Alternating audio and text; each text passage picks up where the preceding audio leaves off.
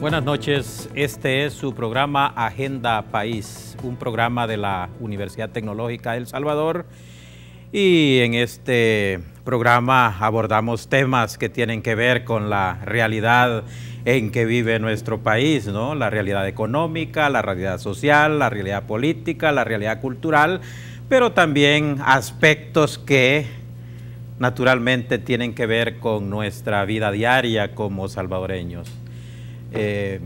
Decirles que en esta ocasión nos acompañan dos distinguidas personalidades del ámbito social, del ámbito cultural, pero sobre todo del ámbito académico en nuestro país y en Centroamérica. Aquí está con nosotros el doctor Óscar Sánchez, que es filósofo y es catedrático universitario, pero también nos acompaña el doctor Arturo López Malumbre, experto en conducta humana. Él tiene precisamente un doctorado en conducta humana y además es asesor y catedrático de la Cátedra de Principios y Valores de nuestra Casa de Estudios, la Universidad Tecnológica de El Salvador. Nos congratulamos tenerles a ustedes con nosotros y estoy seguro que este momento de reflexión en donde de una manera académica vamos a reflexionar sobre temas que nos competen será de mucho fruto, no solamente para nosotros, sino que para la sociedad salvadoreña. La cultura de la corrupción, factor de decadencia humana. Desde un enfoque social y legal, se define la corrupción como la acción humana que transgrede las normas legales y los principios éticos. Sus orígenes son milenarios y sus genes podrían encontrarse en la avaricia del ser humano por lo material y su ambición de poder para ejercer hegemonía sobre su grupo social. La corrupción implica obtener beneficios ilícitos para sí mismo y o su grupo más cercano, ya sea amigos, familiares o allegados, en un escenario público o privado. Ejemplos sobran actualmente en el mundo, en el ámbito latinoamericano y, como se sabe, en El Salvador. Se debate sobre la responsabilidad de la sociedad y de la clase política en este problema, así como si es fruto de las libertades humanas. El corrupto, dicen algunos, busca todos los medios para ingresar y rociar su veneno, al tiempo que muy pocas políticas públicas se implementan para el combate o prevención de los actos de corrupción por temor a perder votantes o privilegios, o sencillamente por falta de voluntad. El problema es, dicen otros, que muchas veces en democracia se busca ser tolerantes con las acciones de los seres humanos, so pretexto de sus derechos civiles y políticos. Existen leyes que promueven la conducta ética y pretenden combatir la corrupción y el delito. No obstante, cada vez más son debilitadas por el mismo ser humano por medio de artimañas o juegos de poder que doblegan al sistema y lo ponen al servicio de los corruptos, más que de los ciudadanos honrados. En otras palabras, la corrupción es un fenómeno que opera contra el derecho al que muchas veces utiliza, al igual que a sus instituciones, para tomar ventaja de ellas. Echa la ley, echa la trampa, dice la sabiduría popular. Lo cierto es que la corrupción no entiende de ámbitos ni de niveles y es parte del día a día de los salvadoreños, al grado de llegar a normalizarla y premiar al que resulta ser más vivo que los demás, llevando el principio de la integridad y el combate efectivo de la corrupción a la categoría de utopía. Pero habría que definir, en principio, dónde inicia el combate a la corrupción. En la familia, dirán unos, como el primer medio de socialización por excelencia. Otros optarán por la escuela, como responsable de la formación de niños, adolescentes y jóvenes.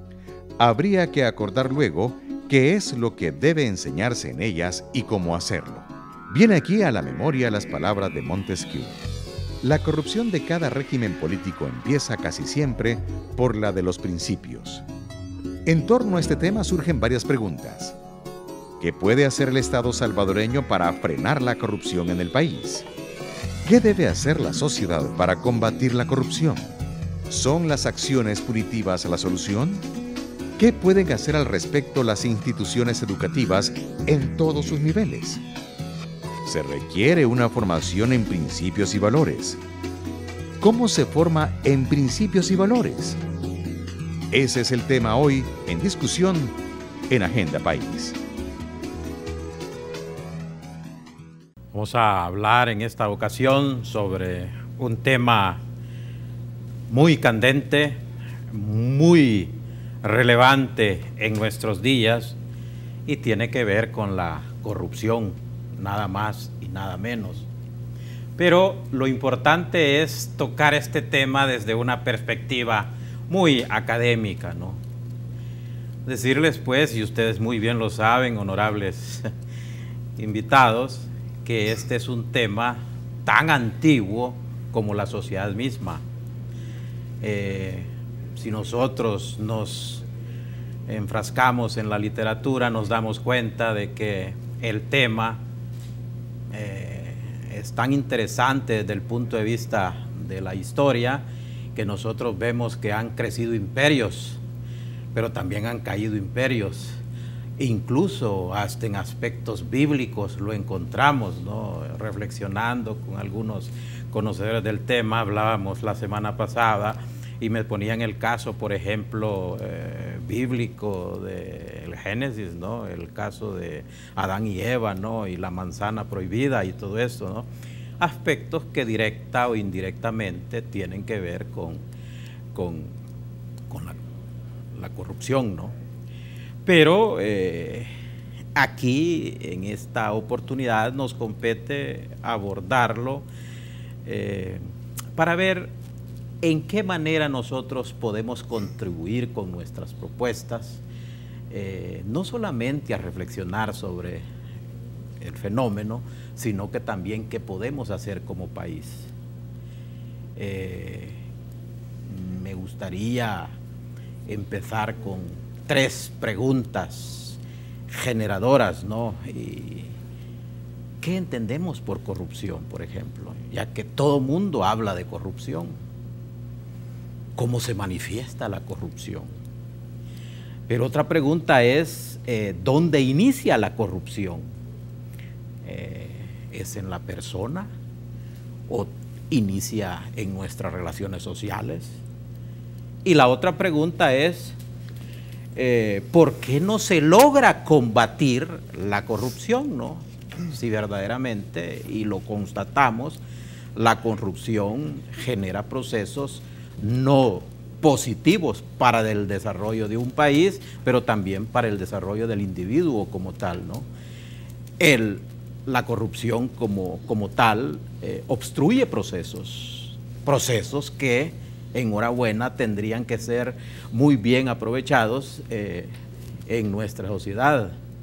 Como dije, el tema es abarcador, pero también connotados de la historia nacional, pero también mundial, han abordado el tema, ¿no? Pienso, por ejemplo, en Montesquieu, que una vez dijo que la corrupción de cada régimen político empieza casi siempre por la de los principios. Y pienso también en Simón Bolívar, que una vez dijo que los hombres de luces y honrados son los que debieran fijar la opinión pública. El talento sin propiedad es un azote, dice. Pero así tenemos otros personajes del ámbito mundial que en determinados momentos de la historia tienen su aporte, que han hecho pensar también sobre este fenómeno que, en vez de contribuir, obstruye procesos. Yo quisiera preguntarle, doctor Malumbres, ¿qué piensa usted al respecto cuando nosotros hablamos y nos referimos a la primera pregunta? ¿Qué debemos entender por corrupción? Ya que está en el lenguaje popular, pero también en el lenguaje de todos, pues, los salvadoreños. y por qué no decirlo, los centroamericanos, y por qué no decirlo, mundialmente también, ¿verdad? Ese es bueno, es un privilegio estar en este programa tan serio, diría yo, y que de alguna manera está contribuyendo a aportar no solo ideas, sino directrices a la solución de la problemática social en nuestros países, en este caso El Salvador. Y en este caso el tema, pues, como usted decía, la corrupción, la raza humana tiene males que son bien antiguos, tan antiguos como la misma raza humana. Uno de ellos es la tendencia a evadir responsabilidades echándole la culpa a otros mortales, a otros seres humanos, a otras instancias cuando las cosas no salen bien, ¿ya? Y viene el caso del mismo que usted citaba del Génesis, ¿ya? Y el caso de la corrupción, yo recuerdo, pues, en mi infancia o en mi adolescencia esa palabra ni la escuchábamos, pues, ¿por qué ha tomado ahora un auge?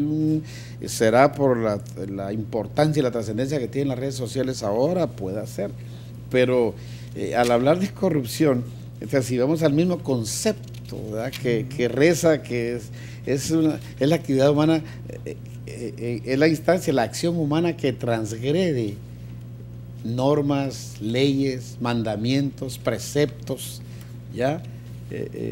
Para beneficios personales o institucionales, ya casos que hemos visto.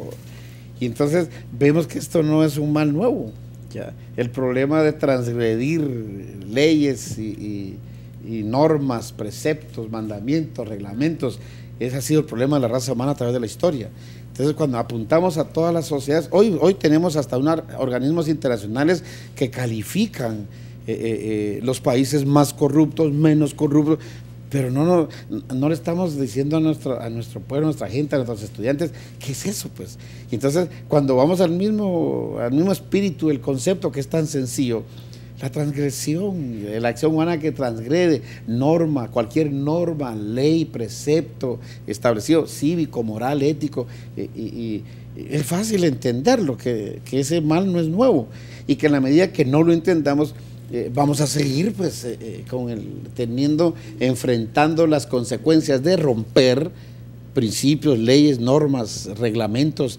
Y yo recuerdo en casa, entonces mi mamá decía, aquí usted no puede venir a esa hora porque su papá dejó una orden, y entonces habían normas de la familia. Mamá, pero si a Juanito lo dejan, Juanito es su mamá, pero aquí usted, o sea, el ser humano se ve necesitado a poner las reglas del juego claras para la convivencia pacífica, para el entendimiento, para el respeto, para el crecimiento. Entonces, si nuestra cultura, en algún momento perdimos el rumbo, retomáramos la necesidad que hay de hacerle ver más a estas generaciones que vienen, que el respeto a la ley, el respeto a esas normas establecidas, el respeto a esos preceptos, a esos mandatos, ahí descansa la única manera de acabar con lo que ha resultado por el irrespeto a todo eso. Entonces solemos decir, somos pueblos sin ley, y lo decimos de una manera entonces, que con la ley se hace la trampa, pero entonces quiere decir que estamos definiendo lo correcto, pero también quedó definido lo incorrecto. Entonces mientras no tomemos conciencia de eso, que no es algo que digamos, wow, hagamos equipos multidisciplinarios para buscarla, si esto es sencillo. Volvamos a las normas, o creemos conciencia si no la tenemos, porque yo creo que es el problema. Tuve el privilegio de que mi padre fue de los hombres que escribieron la constitución política de mi país, y mi padre me decía, hijo, mientras no se hagan campañas serias en nuestros países y no concienticemos a nuestra gente de la trascendencia que tiene una ley, una norma, un principio, por cuál es el espíritu, vamos a seguir con estos problemas que tenemos. Y es que a mí me parece muy interesante, doctor, lo que usted está mencionando, eso de transgredir normas.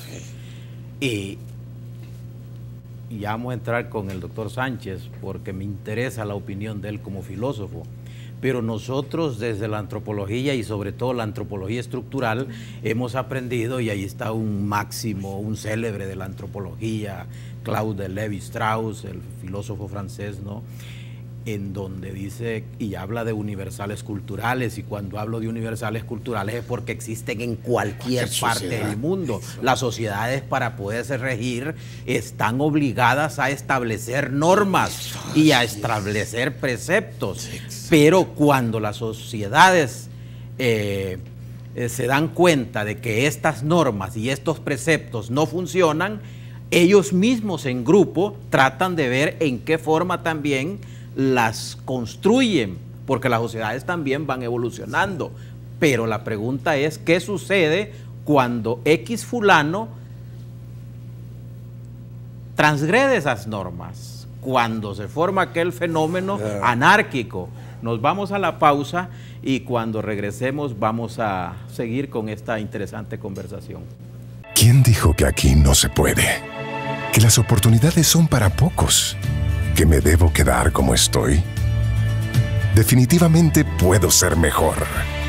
Cambiando la indiferencia por el compromiso. Proponiendo soluciones en vez de criticar. Transformando el conformismo en superación. Inscríbete hoy. Hagamos la diferencia.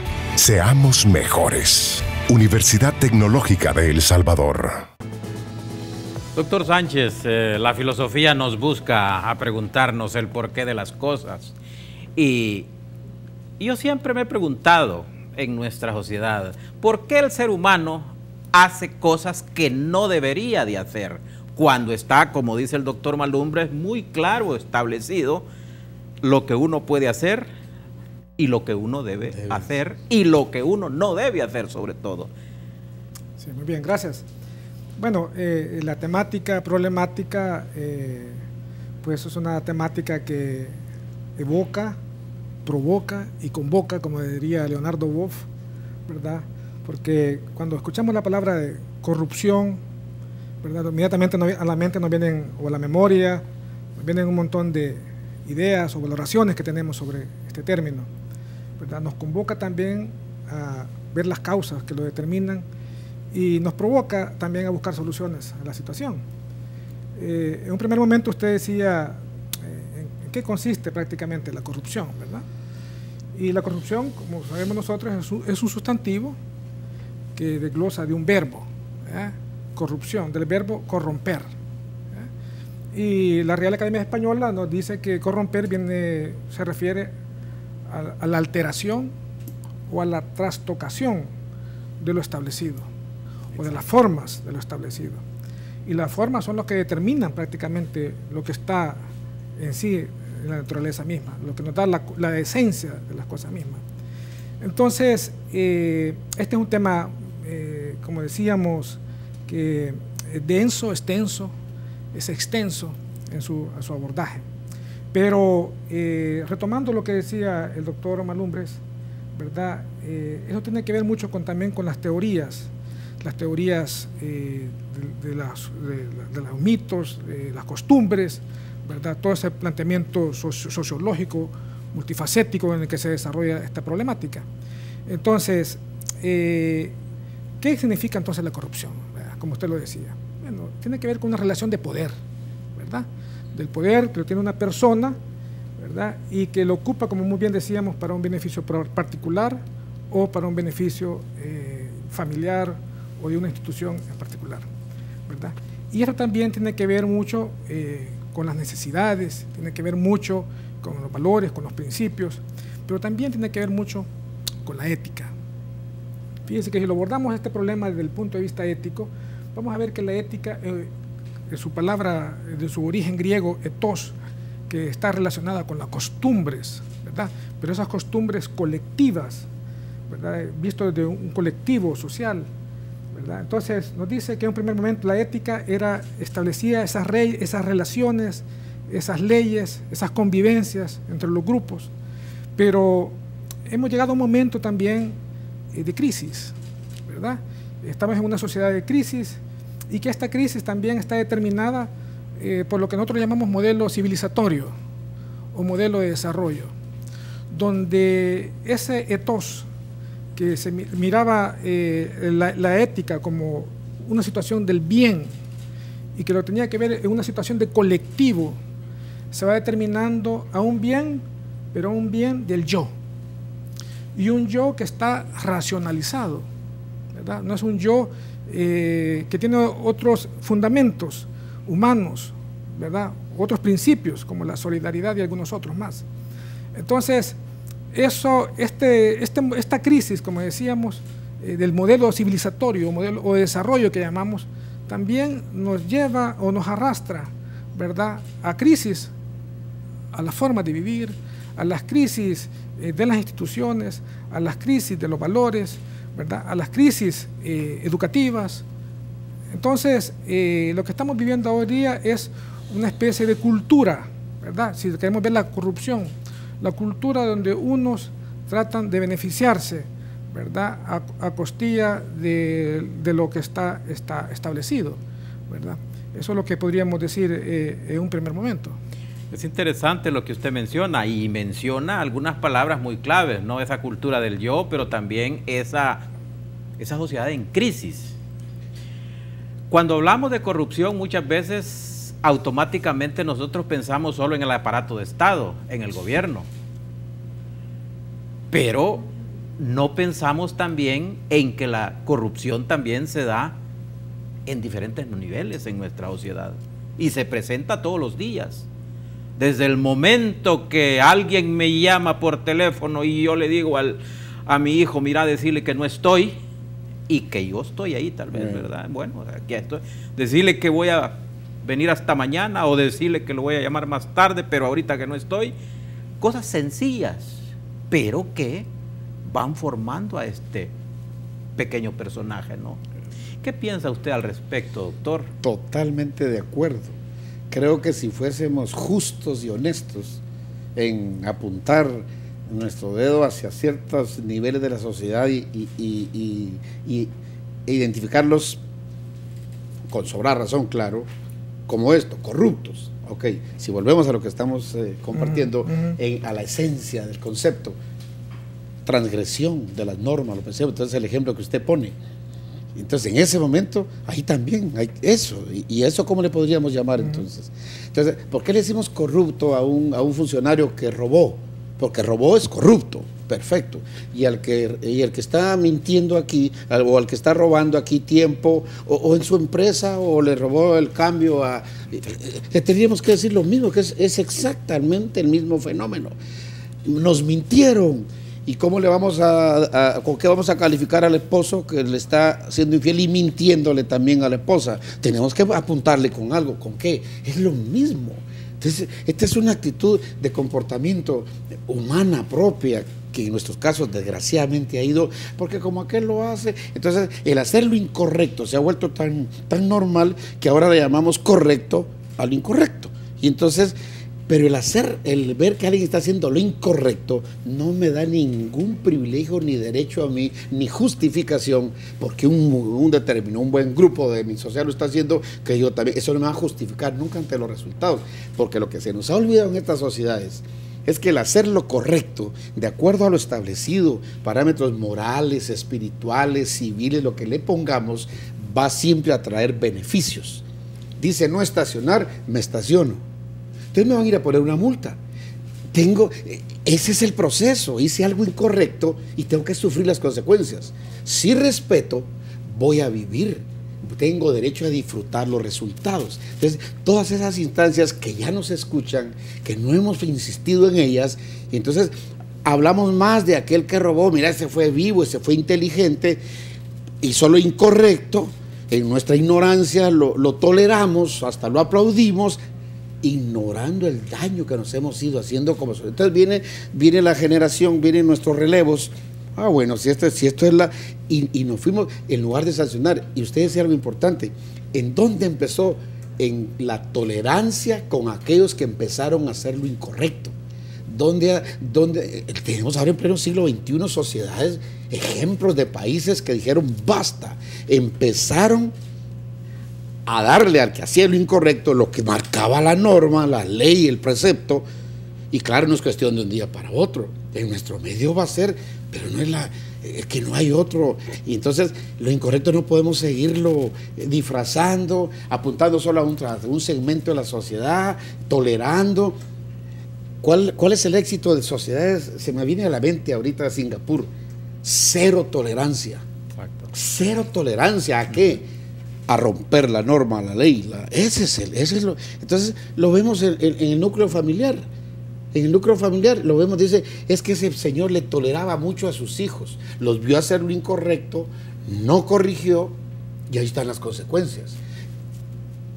Los que hicieron lo correcto, ahí están disfrutando de los resultados. Cuando mi padre me decía, usted nunca vaya a agarrar algo que no es... Usted nunca, me estaba diciendo, esta es la norma, esto es lo correcto. Si hace esto, usted va a disfrutar adelante los beneficios. Sí. Si hace lo incorrecto, y ahora el problema es que como esto se ha hecho tan masivo, a muchos se nos ha olvidado y sigue haciendo lo incorrecto. Y yo le digo, no te preocupes, todo el que hace lo incorrecto, tarde o temprano va a sufrir las consecuencias. El precio que hay que pagar por hacer lo correcto saldrá siempre más bajo que el que habrá que pagar siempre, ya ha habido que pagar a través de la historia de la raza humana por hacer lo incorrecto. Muy pertinente la reflexión suya, doctor. Y yo quiero volver al doctor Sánchez. Usted hablaba algo muy interesante y se refería a la cultura del yo, a la cultura también a una sociedad en crisis. Claro. Y naturalmente, reflexionando sobre lo que dice el doctor Malumbre, uno piensa y dice automáticamente, estamos en una cultura. Esto se está convirtiendo poco a poco, si es que ya no es una cultura de la corrupción aquí. Es decir, como usted muy bien lo dijo, sacar provecho de cualquier cosa, pues. Yo quiero llevármela de listo, ¿verdad? Una sociedad así no puede seguir. Una sociedad así está condenada al fracaso. Y una sociedad así está condenada a sucumbir. Y veamos la historia, pues, la historia de la humanidad. Como filósofo, usted, ¿qué propuestas considera que valdría la pena, aunque naturalmente el tema es grueso, pero qué propuestas usted considera, partiendo desde la filosofía, para empezar, pues? Bueno, lo que sucede es que, vaya, aquí en la corrupción hay que ver dos escenarios. Uno lo que es un acto, ¿verdad? Y el otro lo que es un vicio. El acto es cuando alguien por primera vez comete un acto de corrupción, valga la redundancia, comete un hecho de corrupción, ¿verdad? Un acto. Y eso, pues, es humano. Eso nos ha pasado a más de alguno de nosotros, ¿verdad? Muchas veces. El problema no es el acto en sí, sino el problema es cuando esto se convierte después en un vicio, ¿verdad? O en un hábito, ¿verdad? Lo que constituye después un sistema, ¿verdad? Un sistema, y donde esto lo vemos nosotros de la manera muy natural, ¿verdad? O sea, hablamos de la cultura de la corrupción. Yo diría de hablar de una contracultura de la corrupción, ¿verdad? O sea, lo que estamos tratando de hacer nosotros hoy día no es hablar de la cultura de la corrupción, sino que hablar de la contracultura de la corrupción. Porque la corrupción se manifiesta de diferentes dimensiones, ¿verdad? Una podría ser el soborno, ¿verdad? Otra podría ser la malversación, el fraude, ¿verdad? El favoritismo, la extorsión, ¿verdad? Independientemente de esas dimensiones a las que hacemos referencia, son actos de corrupción, ¿verdad? Y que obviamente la mayoría de nosotros nos decantamos, nos inclinamos por ver la corrupción desde las esferas estructurales, ¿verdad? Sin ver la estructura también individual, ¿verdad? Familiar, institucional, porque todos tenemos que ver en este ámbito. Y por eso decía que es un tema multifacético y también quiere un abordaje multidisciplinario, ¿verdad? No solamente del campo de las ciencias humanas, sino porque también son problemas de otras áreas o dimensiones de la realidad, ¿verdad? Tiene que ver en el ámbito económico, en el ámbito político, social, cultural, etcétera, ¿no? Entonces, el abordaje no es un abordaje eminentemente de tipo económico o de tipo político, sino que trastoca, ¿verdad? Requiere hacer un abordaje intersectorial. Entonces, las respuestas obviamente no las va a tener una persona, no las va a tener una institución, ¿verdad? Sino que tiene que ser un resultado de una discusión, ¿verdad? De un debate, ¿verdad? De una puesta en común, porque también en esto que hablábamos nosotros, de este problema de la ética, en la ética confluye, ¿verdad?, el tema del bien y el mal, ¿verdad? Y la corrupción es vista desde esa dimensión precisamente del mal, como tratar de darle respuesta. Perfecto. Sí, yo siempre he partido, y lo vuelvo a repetir, ninguna sociedad ha nacido predestinada al sufrimiento, ¿no? Todos tenemos la facultad de razonar y todos tenemos la facultad para buscar soluciones. Después vamos a continuar, doctor Malumbres, con usted, porque hay cosas que me han interesado también, al igual que el doctor Sánchez, y me gustaría escucharle a usted, pero mientras tanto nos vamos a un corte. ¿Quién dijo que aquí no se puede? Que las oportunidades son para pocos. ¿Que me debo quedar como estoy?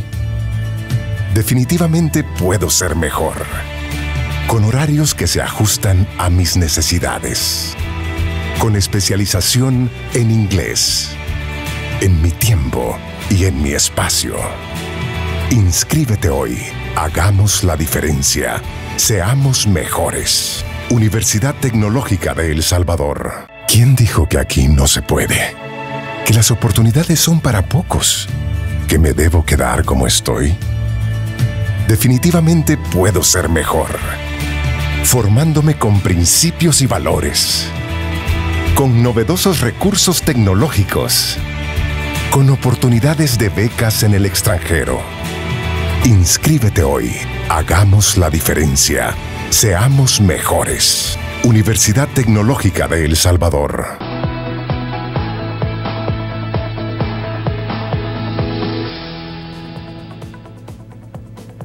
Doctor Malumbres, el doctor Sánchez ha dicho, y estoy totalmente de acuerdo, ¿no? Aunque como moderador pues yo no debería de estar de acuerdo, pero simplemente generar la discusión, pero sí decirle que el problema para buscar soluciones no debe de ser abordado solamente desde una perspectiva, sino que debe de ser una perspectiva multidisciplinaria, como muy bien lo menciona el doctor. ¿Qué piensa usted al respecto si ya nos centramos específicamente en el abordaje de aportar soluciones? Cuando registramos la historia, yo creo que hoy en el tiempo que estamos viviendo de la informática y todo eso, no hay razón para no considerar cosas que deben ser consideradas. Yo creo que podría empezarse a hacer trabajos de manera inmediata, ya. Despertar la conciencia en cuanto a algo tan sencillo como lo que nos ha traído esto, que es hacer lo incorrecto. Y entonces, la línea de lo correcto la tenemos definida en nuestras sociedades, ¿ya? Y entonces están los parámetros para que nuestra sociedad empiece a despertar. El problema de nuestros jóvenes es que no están escuchando lo que deberían estar escuchando.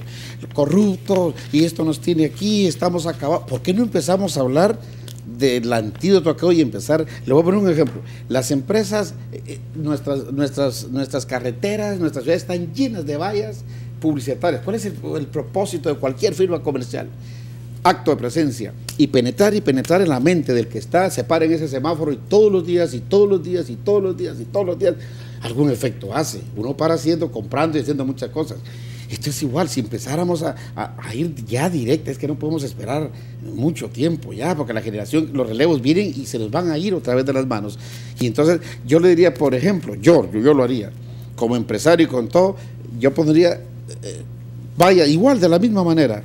Imagínense una valla de esas gigantes que hay en un semáforo donde paran 10.000 y 15.000 automóviles al día. Ya bien lo dijo Benito Juárez, tanto entre las naciones como entre los individuos, el respeto al derecho ajeno es la paz. Eso va a crear, ¿ya? No se olviden, ni Dios puede ser burlado, todo lo que se siembra eso mismo se cosecha, ¿ya? Lo incorrecto nos va a llevar a algo. Será un proceso lento y quizá torpe o lo que querramos, pero efectivo.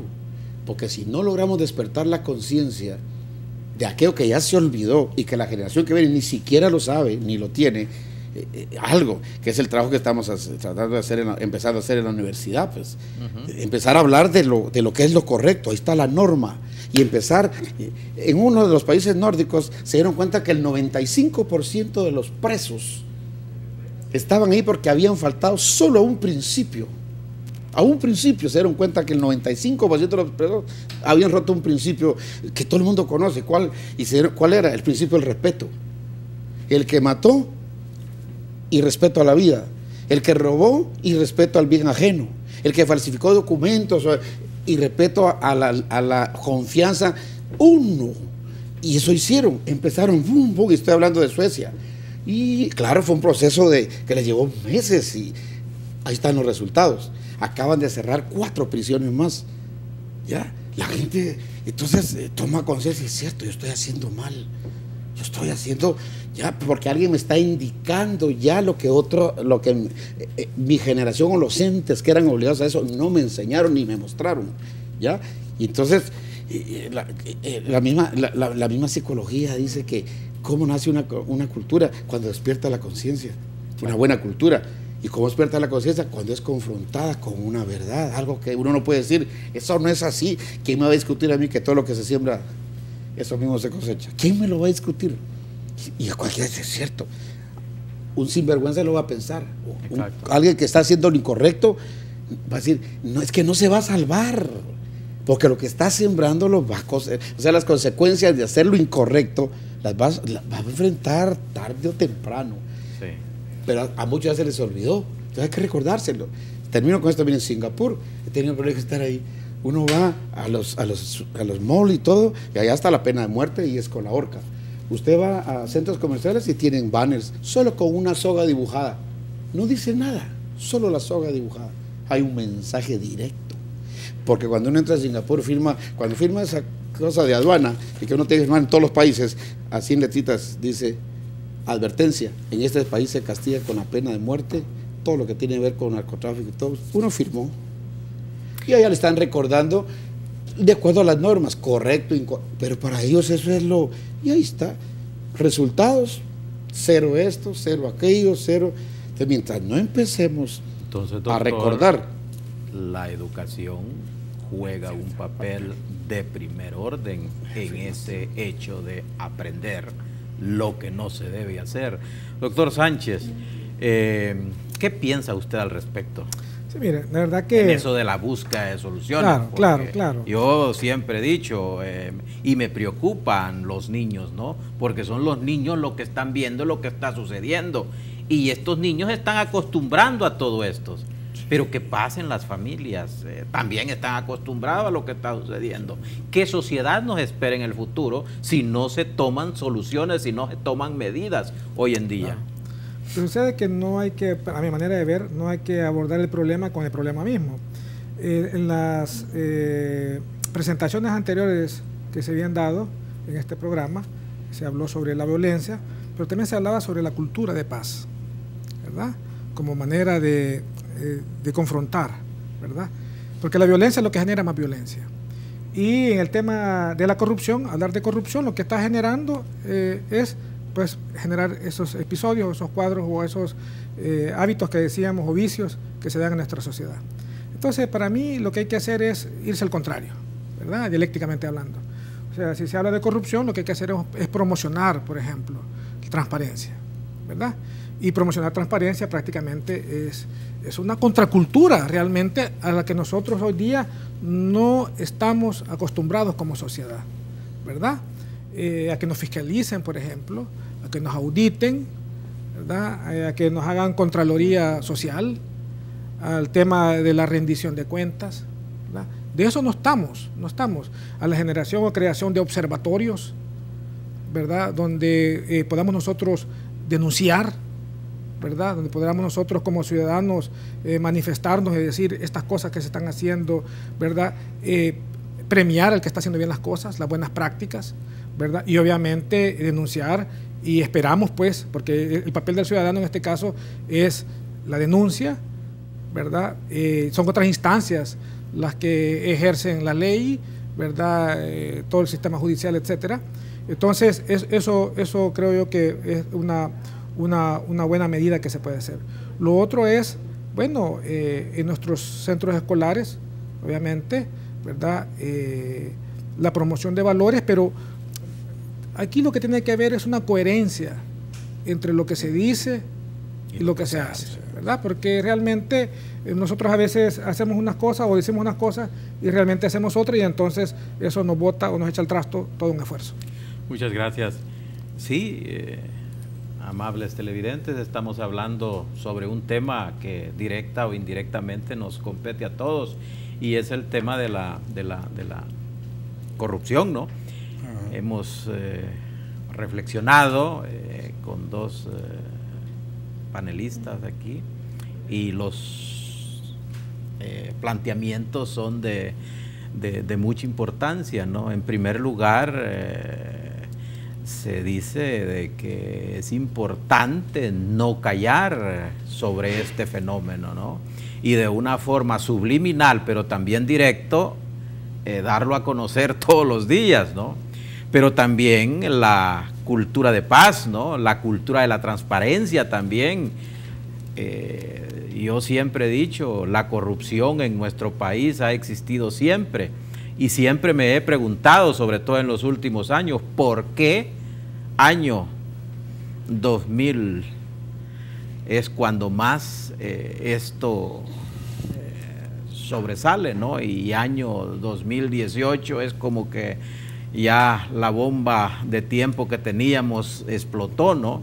Entonces, son temas que tienen que ver y tienen que ser abordados no desde solamente una perspectiva académica, ¿no? Y no solamente desde un ministerio, y no solamente desde un credo religioso, ¿no? Sino que son temas que nos competen a todos, ¿no? Y como usted muy bien lo dijo también, doctor, el abordaje debe de ser desde una perspectiva multidisciplinaria, ¿no?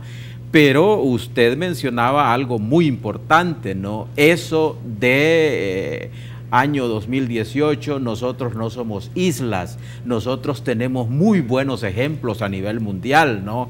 El caso que usted mencionaba de países asiáticos, ¿no? En donde en una forma subliminal se lucha por no transgredir normas y valores que la sociedad necesita para poder vivir sanamente y poder desarrollarse también, ¿no? Entonces son temas que a nosotros nos competen, y yo quiero agradecer a ustedes por esta bonita intervención que han brindado a nuestros amables televidentes, y también a los estudiantes de nuestra casa de estudios, la Universidad Tecnológica de El Salvador, una universidad que lucha pues por establecer una sociedad en donde podamos vivir todos de una manera digna y de una manera en donde nos llevemos todos para vivir en la sana convivencia, ¿no?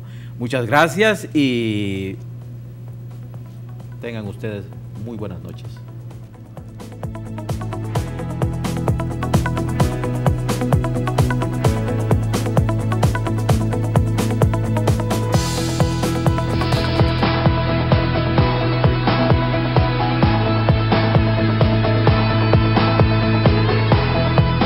Sé el que hace. Hagamos la diferencia. Universidad Tecnológica de El Salvador.